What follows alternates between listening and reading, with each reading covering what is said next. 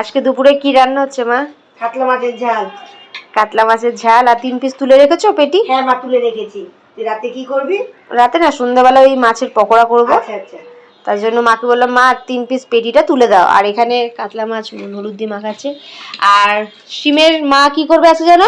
সরষে বাটা দিয়ে পাতুরি করবো। তো সিমের রেসিপিটা মা এখন দেখাবে, তাই তো? প্রথমে মা কড়াইতে তেল ঢেলে নিল। তেল গরম হয়ে গেলে তার মধ্যে কালো জিরে ফোড়ন দিয়ে শিমগুলো দিয়ে দিল। শিমগুলো 3-4 মিনিটের মতন ভেজে নিল।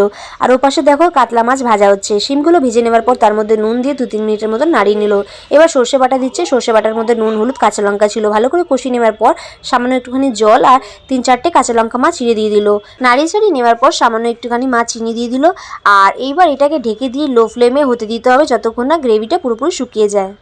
তৈরি হয়ে গেল শিম পাতুরি।